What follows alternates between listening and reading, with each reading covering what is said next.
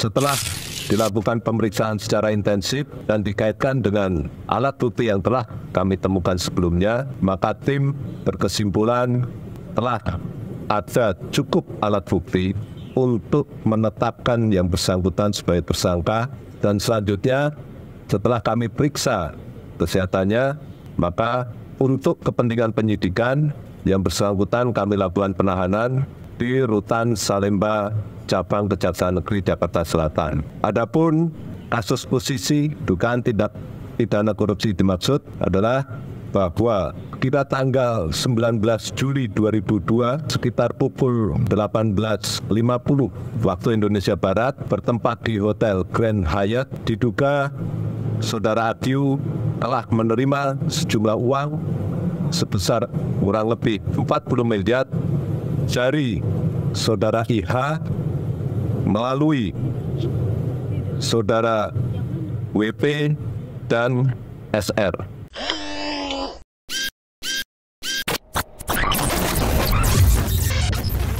Halo sahabat integritas, jumpa lagi di program Buka Kartu. Hari ini kita tidak di studio tapi di ruang Zoom.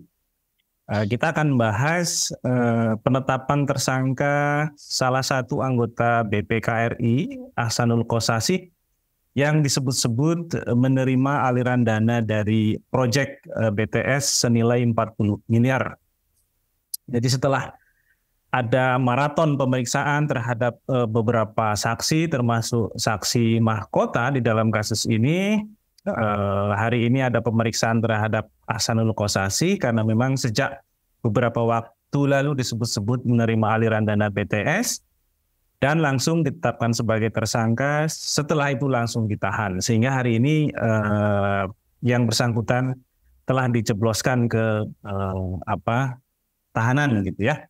Nah, untuk membicarakan soal ini kita sudah ada Misbah Hasan, Sekretaris Jenderal FITRA ya, Forum Indonesia untuk Transparansi Anggaran.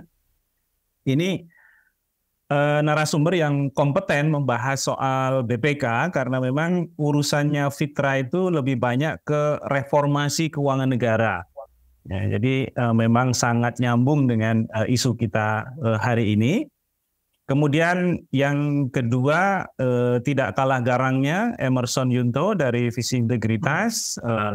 Mungkin setelah acara ini akan beredar satu poster bagaimana mencegah korupsi di BPK. Itu biasanya Emerson Institute muncul di situ. Nah, kita ke Pak Misbah dulu nih. Pak Misbah, ini ada konsekuensi apa ya dengan penetapan tersangka ini ke BPK secara kelembagaan? Karena kita tahu BPK sendiri juga kan sering kali diterpa isu yang nggak sedap ya. Mulai dari misalnya WTP-nya itu main-main gitu ya. Itu yang beberapa kali juga sebenarnya menjadi kasus ya di KPK. Nah ini bagaimana? Ini sudah masuk ke level yang lebih serius karena anggota BPK-nya yang jadi tersangka korupsi gitu ya. Kalau sebelumnya kan para pemeriksa di lapangan gitu ya. Gimana Pak Misbah? Baik, selamat malam Bung Adnan, Bung Emerson. Terima kasih sudah diundang di Visi Integritas ini. Jadi yang pertama, kalau pertanyaan Bung Adnan tadi ya, implikasi terhadap BPK, pasti ini punya pengaruh besar ya terhadap marwah BPK gitu ya. Bagaimana kemudian BPK menjaga marwahnya ya dengan adanya kasus penetapan tersangka Ahsanul Kossasih ini. Kalau kita lihat sebenarnya ini bukan kasus yang pertama ya yang menerpa BPK itu sendiri ya. Sebenarnya juga dari proses awal sejak proses seleksi misalnya, proses seleksi yang dilakukan oleh BPK ini kan juga bermasalah. Jadi perdebatan antara beberapa unsur yang kemudian masuk menjadi kandidat ketua BPK itu kan dipermasalahkan karena punya latar belakang yang itu akan menimbulkan konflik kepentingan karena ada beberapa yang dari partai termasuk juga Pak Ahsanul Kossasi ini gitu. Itu yang pertama, persoalan yang sebenarnya mencuat cukup intens gitu waktu itu ketika proses pemilihan Ketua BPK ini. Jadi banyak sebenarnya kekecewaan yang dialami oleh publik sendiri terkait dengan bagaimana BPK ini kemudian didorong untuk menjaga marwahnya ya. Yang pertama, kekecewaan publik yang pertama tadi itu ketika proses seleksi ini minim sosialisasi misalnya, terus masa pendaftarannya waktu itu juga sangat sempit gitu ya. Jadi banyak pihak yang merasa bahwa proses-proses ini kemudian memang diskenario seperti itu, sehingga calon-calon yang potensial untuk masuk di BPK ini menjadi sedikit gitu. Yang kedua adalah terkait dengan longgarnya persyaratan pendaftaran waktu itu ya. Ini dilakukan di 2019. Waktu itu terpilihnya Ahsanul Kossasi juga waktu itu.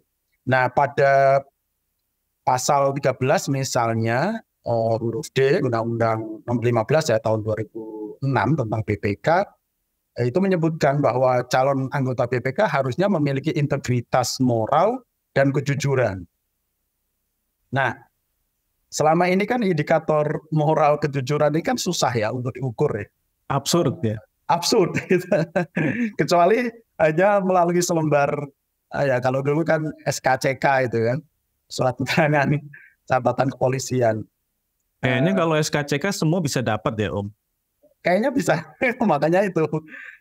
Dan itu yang dijadikan sebagai indikasi integritas dan kejujuran tadi itu. Sementara rekam jejak gitu ya, misalnya track record dari calon BPK pada saat mereka berkiprah di lembaga sebelumnya, apalagi dia punya latar belakang politisi misalnya, ini jarang sekali itu dipertimbangkan gitu ya, sehingga itu yang menyebabkan indikasi-indikasi kekecewaan publik itu sudah muncul itu sebelumnya ya. Nah, ketiga ya ketiadaan tim panitia seleksi yang independen ya, karena BPK ini kan dipilih oleh DPR ya dengan memperhatikan pertimbangan DPD. Nah, ketika calon-calon anggota BPK ini yang sebagian didominasi oleh politisi misalnya, ini kan mengindikasikan bahwa ya prosesnya tidak independen gitu ya. Nah, itu beberapa hal dari awal ya sebelum terbukti ya kemudian ada kasus BTS ini gitu ya yang melibatkan salah satu anggota BPK. Jadi sementara problem-problem yang lain di tingkatan BPK sendiri itu sebenarnya cukup banyak, Bung Adnan ya. Tahan dulu, BPK, Om Misbah, tahan dulu. Nah. Sebelum masuk ke sana, ini kan memang soal BTS ini di mana-mana bikin heboh ya. Di Korea Selatan bikin heboh, di Indonesia bikin heboh ya. Tapi ini BTS yang berbeda. Kita ke Emerson dulu, Om Misbah. Son, ini kan seperti catatan Om Misbah tadi, ada erosi integritas gitu ya di lembaga-lembaga negara bahkan. Sebelum BPK hari ini kita sudah banyak bicara soal KPK, di mana ketua KPK-nya juga sedang diperiksa ya oleh Polda Metro Jaya. Kasusnya pun kasus yang sebenarnya menyesakkan gitu ya, karena kaitannya sama pemerasan. Belum lagi muncul isu baru soal indikasi gratifikasi. Sebelumnya Mahkamah Konstitusi kita ya, yang juga ketuanya sekarang sedang diperiksa Majelis Etik gitu ya, karena keputusan soal usia cawapres. Nah, kita sekarang ke BPK. Punya catatan apa, Son, soal masalah korupsi di BPK ini? Sampai hari ini terakhir ketika Ahsanul Kossasi ditetapkan sebagai tersangka. Ya, jadi kasus yang menimpa Ahsanul Kossasi bukan kali pertama ya, pemeriksa atau anggota BPK diproses dan ditetapkan sebagai tersangka dalam kasus korupsi karena dugaan menerima suap. Jadi Kalau dalam catatan visi integritas paling tidak sampai hari ini ada 17 kasus ya setidaknya yang melibatkan anggota BPK atau pemeriksa BPK. Nah kalau ini kasus yang menimpa anggota BPK, dari catatan kami ini adalah kasus yang ketiga gitu ya. Jadi sebelum Aksanul Kossasi kita masih ingat ada Rijal Jalil, kemudian ada Pak Uju ya. Uju itu Juheri anggota BPK, walaupun Uju ini tersandung kasus suap sebelum dia menjadi anggota BPK. Nah, jadi dua lah ya. Ya, ini yang kemudian kita persoalkan ya. Belum lagi misalnya ada anggota BPK perwakilan gitu ya di wilayah yang juga tersandung dalam kasus korupsi. Nah, persoalan tadi sudah disampaikan juga oleh Pak Misbah ya. Jadi yang menarik adalah fenomena anggota BPK rasa politisi atau rasa partai politik ya. Itu yang kemudian membuat banyak keresahan gitu ya, baik publik, bahkan Menteri Sri Mulyani juga waktu itu pernah mengusulkan bahwa anggota BPK sebaiknya di luar politisi gitu ya. Sayangnya usulan ini ditentang oleh DPR. Nah, proses-proses pemilihan atau seleksi anggota BPK ini kan kemudian menjadi banyak persoalan ya. Jadi ada yang bilang nih kalau nggak punya peluang di pemilu ya udah jadi anggota BPK aja, mumpung teman-temannya sendiri gitu ya yang melakukan proses seleksi. Ini kemudian menimbulkan ada dua persoalan. Pertama itu soal independensi gitu ya. Kemudian yang kedua itu soal rekam jejak yang atau integritas yang seringkali jadi persoalan. Kalau independensi kan ini agak susah, misalnya anggota BPK ini kemudian karena latar belakang yang di 2019 itu kan proses seleksi dari 5 anggota BPK terpilih, 4 diantaranya politisi. Saya nggak tahu kalau komposisinya, seingat saya sih lebih dari 50% ya, koreksi kalau keliru Pak Misbah, itu anggota BPK adalah politisi gitu ya. Nah, ini yang kemudian jadi titik munculnya tanda kutip ketidakpercayaan banyak pihak terhadap hasil-hasil pemeriksaan oleh BPK ya. Jadi kalau kasus-kasus yang melibatkan DPR, kemudian kepala daerah yang kebetulan mungkin satu partai dengan anggota BPK yang punya tanggung jawab itu kemudian muncul kecurigaan adanya kong kali kong gitu ya, bukan kongguan ya, patan kali kongguan yang terbaru, tapi kong kali kong dalam artian kemarin lagi ya kongguan ya, Sat? Kongguan berubah. Jadi banyak hal misalnya terkait dengan pemeriksaan. Kan kalau pemeriksaan itu kan ada pemeriksaan kinerja yang jadi mandat BPK, kinerja, keuangan, dan tujuan tertentu ya. Misalnya tujuan tertentu itu terkait dengan misalnya ada tidaknya atau penghitungan soal kerugian keuangan negara. Nah, ini yang kemudian jadi celah-celah bagi pemeriksa maupun anggota BPK tuh untuk tanda kutip mencari cuan ya dari hasil pemeriksaan yang dilakukan. Misalnya saja di beberapa tempat tadi Mas Adnan atau Misbah juga ungkap seringkali muncul kasus upaya-upaya untuk mendapatkan predikat WTP gitu ya dengan cara menyuap. Nah, ini case-nya udah banyak. Paling nggak saya mencatat dari 17 kasus itu yang terungkap itu setidaknya melibatkan hampir 40-an pemeriksaan anggota BPK ya. Jadi ada beberapa. Dan sebagian karena isu WTP ya? Iya, sebagian WTP. Jadi ada WTP, jadi ada yang kemudian mengubah hasil pemeriksaan gitu ya. Ada juga yang menghilangkan hasil pemeriksaan. Mungkin teman-teman masih ingat kasus Hambalang ya. Hambalang waktu itu bagaimana misalnya ada dari draft awal yang sempat beredar, hasil audit yang beredar itu menyebutkan ada 14 politisi yang terlibat di kasus Hambalang, kemudian tiba-tiba hilang gitu ya, ketika laporan hasil akhir gitu ya, pemeriksaan di laporan di HP-nya hilang. Nah, di luar itu adalah mengubah hasil pemeriksaan. Jadi yang awalnya disclaimer tidak memberikan catatan, kemudian dirubah menjadi WDP, wajar dengan pengecualian gitu ya.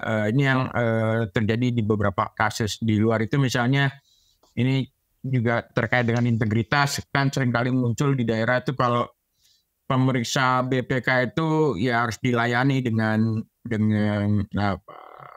pelayanan Prima gitu, prima. Ya, layanan prima, suap, entertain ya itu entertain. Jadi kalau nggak dilayani dengan baik itu khawatir mereka hasil pemeriksaannya nanti akan tidak menguntungkan gitu ya bagi. Padahal pelayanan prima itu untuk masyarakat ya yang meminta layanan publik. Ya. Betul. Tapi ini yang terjadi di banyak tempat ya. Di ini juga jadi kayak rahasia umum gitu ya. Kalau ada pejabat BPK, jadi harus ada siap-siapannya gitu ya. Nah ini muncul nanti. Supaya hasilnya oke lah ya. Ya sesuai dengan harapan gitu ya. Tadi nggak oke juga sih. Tadi yang disclaimer ya jadi WDP ya lumayan. Gitu. Naik tingkat lah satu. Naik tingkat ya. Oke, Om Misbah, kembali ke isu tadi ya. Silakan. Iya, sebenarnya tadi apa yang disampaikan oleh Bang Eson beberapa potret ya bagaimana para auditor BPK ini punya masalah ya terkait dengan integritas maupun independensi. Jual beli opini tadi itu kan menjadi rahasia umum ya di tingkat nasional maupun di tingkat daerah. Jadi itu yang sebenarnya juga membuat keprihatinan ya kita ya bagaimana lembaga yang seharusnya bisa mengedepankan akuntabilitas gitu ya terkait dengan tata kelola keuangan negara ini juga kemudian disalahgunakan. Nah ini yang menurut saya memang perlu dievaluasi secara menyeluruh ya di internal BPK sendiri gitu ya bagaimana rekrutmen baik itu auditor-auditor mereka gitu ya baik di tingkat nasional maupun di tingkat daerah itu kemudian memang betul-betul punya integritas yang tinggi dan itu bisa diandalkan gitu ya. Nah yang kedua adalah terkait dengan ya tadi banyaknya kasus terkait dengan BPK ini kan menyebabkan juga kepercayaan publik ini menjadi turun ya dengan kelembagaan BPK secara keseluruhan. Padahal ya BPK ini auditnya sebenarnya sering kita gunakan Bung Adnan ya. Sering kita gunakan karena ya secara standar pemeriksaan itu sebenarnya sudah bagus gitu ya. Mereka menggunakan standar akuntansi pemerintahan yang meskipun kritiknya adalah bahwa standar-standar yang digunakan itu kan masih sangat administratif. Banyak sekali kalau kita lihat ya daerah-daerah yang kemudian mendapatkan WTP dan itu jumlahnya semakin meningkat akhir-akhir ini dalam 5 tahun terakhir itu jumlahnya meningkat. Itu tetapi persoalan-persoalan yang terkait dengan layanan publik, layanan dasar publik itu tidak berubah. Tidak berubah.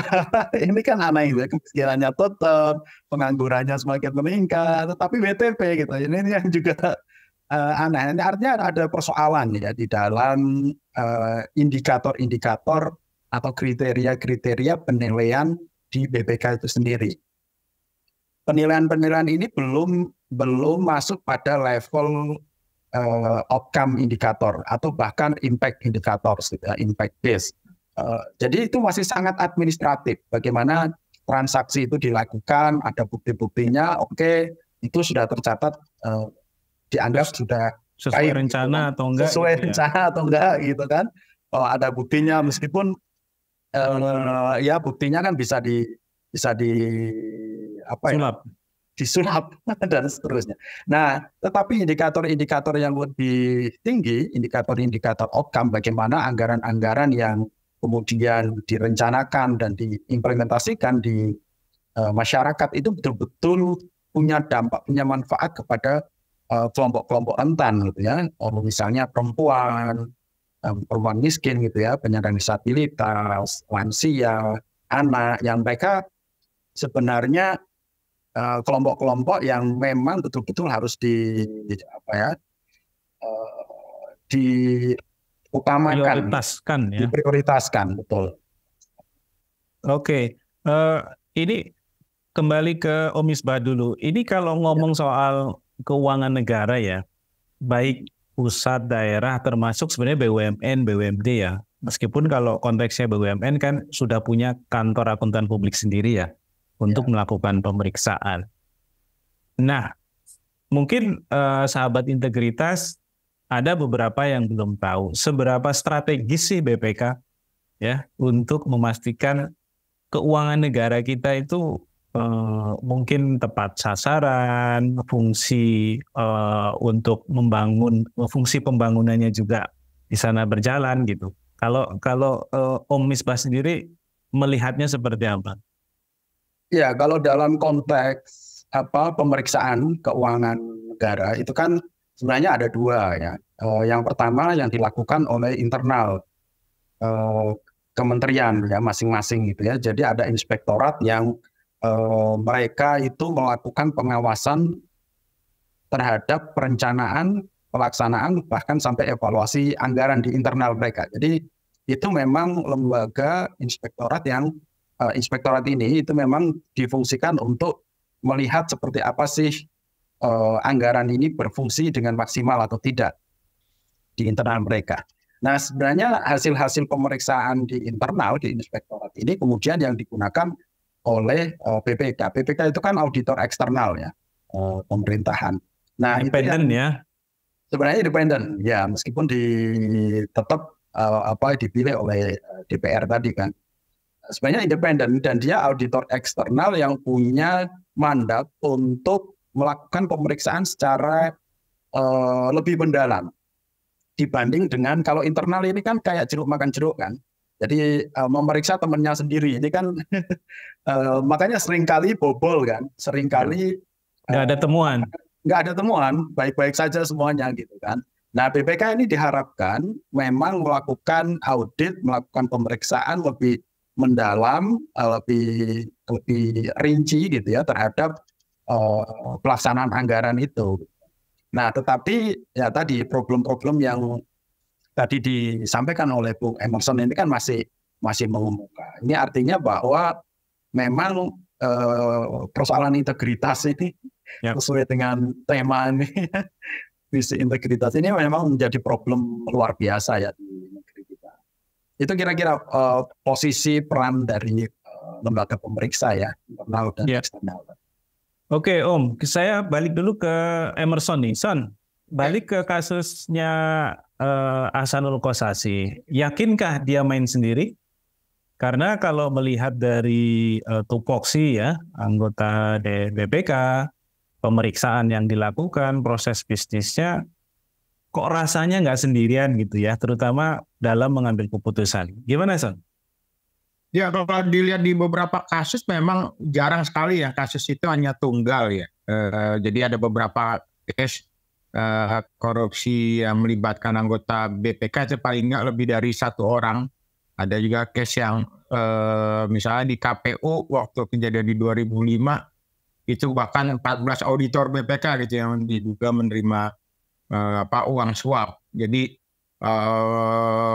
kecenderungannya memang tunggal itu temuan sendiri kelihatannya agak sulit karena belum lagi kita bicara soal perantara atau pihak-pihak lain. Jadi ini kemudian perlu ditelusuri lagi oleh penyidiknya, gitu, apakah hanya Ahsanul Kossasi yang diduga terlibat atau ada auditor atau pihak lain di internal BPK yang diduga menerima suap tersebut. Mungkinkah kejaksaan harus memeriksa juga anggota BPK yang lain, Son? Ya, sangat mungkin ya. 40 miliar itu kan nggak mungkin dinikmati sendiri lah ya. Ya, itu yang jadi tantangan ke depan ya. Apakah Pak Ahsanul Kossasi gitu ya yang saat ini ditetapkan sebagai tersangka diduga hanya bermain sendiri atau tidak, ini yang kemudian harus dijawab oleh penyidik gitu. Jangan sampai misalnya kalau ada banyak keterlibatan pihak lain itu hanya menjerat satu pelaku saja tapi membiarkan pelaku yang lain. Dan mungkin kita juga perlu meminta supaya Kosasi jujur ya, nyanyi gitu ya. Ya paling tidak sebenarnya kalaupun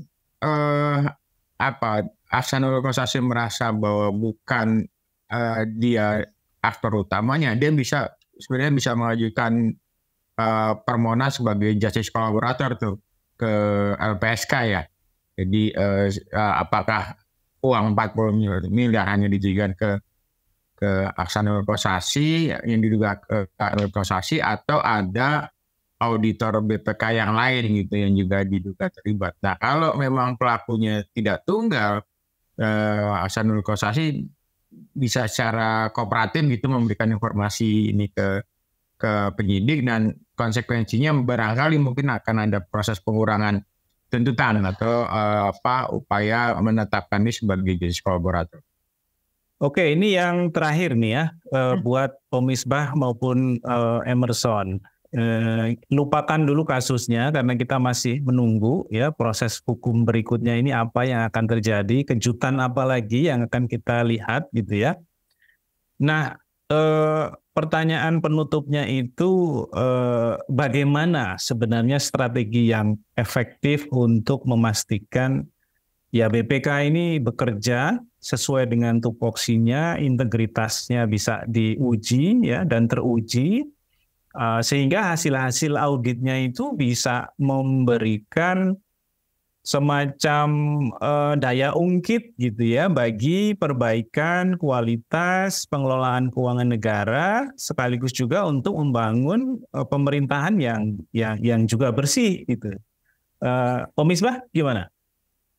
Ya, kalau menurut saya ini barusan saya baca ya pernyataan BPK atas penetapan Ahsanul Kosasi sebagai tersangka oleh kejaksaan, dan menurut saya secara kelembagaan ini ya BPK secara kelembagaan itu menghormati proses penegakan hukum atas kasus yang menimpa salah satu pimpinan mereka ya, dan ini menurut saya cukup strategis ya dengan BPK menyatakan seperti itu. Tetapi tadi tidak cukup ya sampai Ahsanul Kosasi saja. Saya rasa penyidikannya harus tetap dikembangkan. Siapa saja yang terlibat di sana. Terus yang kedua adalah terkait dengan kemana aliran dananya 40 M itu, 40 miliar tersebut. Nah itu juga yang harus diungkap ya, karena selama ini selalu mandek sampai persen gitu ya. Nah ya padahal perspektif publik pasti ini alirannya kemana-mana. Nah mungkin nanti bisa juga PPATK misalnya atau juga KPK kalau memang masih dipercaya gitu untuk melakukan pendalaman terhadap kasus Ahsanul Kosasi ini. Terus yang kedua adalah ya mau nggak mau ini BPK harus melakukan koreksi total ini ya terhadap kelembagaan mereka ya, bagaimana menjaga marwah mereka, menjaga marwah bagaimana integritas mereka itu tetap dijaga gitu ya, bagaimana bebas kasus korupsi, profesional. Terus yang terpenting adalah bagaimana melepaskan diri dari konflik kepentingan. Ini yang menurut saya betul-betul perlu dikoreksi. Kalau perlu memang undang-undang BPK ini sudah mulai harus diubah ya. Kemarin sudah mulai didorong sebenarnya perubahan revisi undang-undang BPK ini sudah masuk prolegnas, tapi sampai sekarang sepertinya belum ada tanda-tanda akan dibahas. Nah ini yang menurut saya BPK ke depan sudah harus betul-betul diubah sesuai dengan prinsip-prinsip dasar tadi ya. Bagaimana integritas dan independensi terutama itu betul-betul dijaga. Itu kira-kira. Oke, Pemisbah terima kasih. Son, ada tambahan? Jadi melengkapi Bung Misbah ya, memang perlu ada perbaikan dari sisi regulasinya. Betul, harus ada revisi terhadap undang-undang BPK khususnya terkait dengan mekanisme proses seleksi dan persyaratan menjadi anggota BPK. Jadi ke depan itu yang melakukan proses seleksi itu bukan anggota DPR RI, tapi mungkin panitia seleksi yang independen, yang transparan dan juga akuntabel gitu ya. Nah, untuk menjadi anggota BPK perlu didorong syarat baru misalnya, karena pengalaman yang sudah politisinya cukup banyak. Ke depan mungkin ada penambahan bahwa dia tidak pernah menjadi anggota atau pengurus partai politik dan berpengalaman di bidang audit dan keuangan minimal 15 tahun. Ya, ini yang kemudian menutup ruang-ruang bagi politisi yang pindah tempat dari Senayan ke seberang gitu ya, ke gedung BPK. Ya. Nah, itu tinggal dikasih jembatan kayaknya itu. Ya, mungkin terowongan bawah tanah Kalibata sebenarnya. Nah, yang lain adalah tadi untuk mengembalikan citra BPK. Tadi ada sebutan marwah ya, bukan marwah Daud ya, Bang. Bukan. Bahwa untuk mengembalikan marwah BPK memang perlu, apalagi arwah ya kan. perlu pengawasan internal yang diperketat. Jadi fungsi-fungsi pengawasannya harus dibuat lebih ketat lagi gitu ya.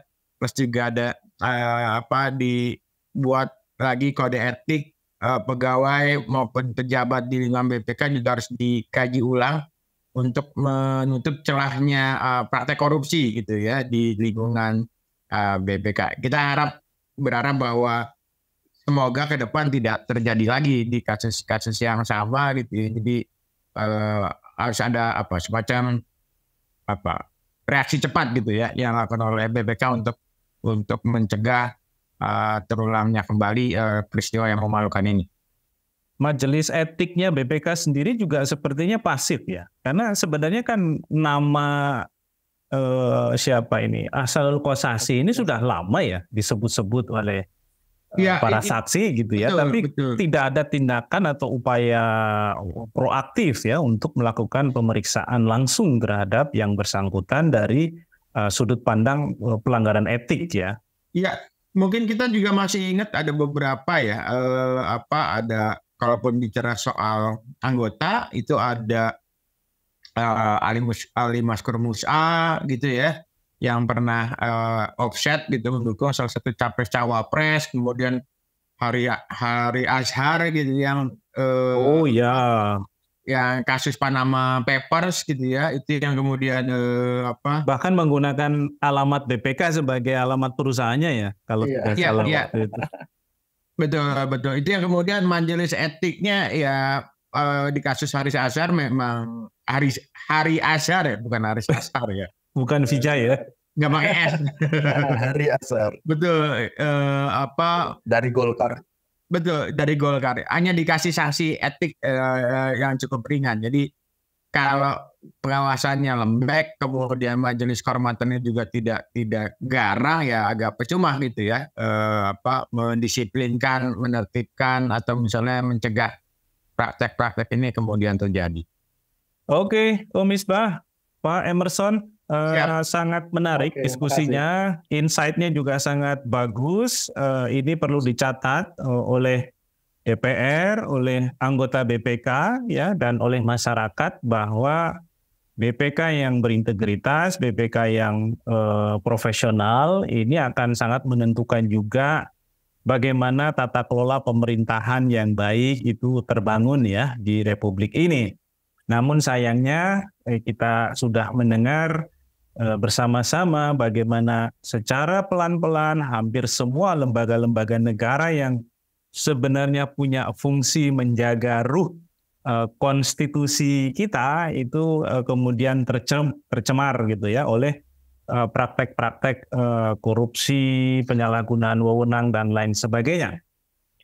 Sampai di sini dulu sahabat integritas, kita akan jumpa lagi di program Buka Kartu selanjutnya. Selamat malam.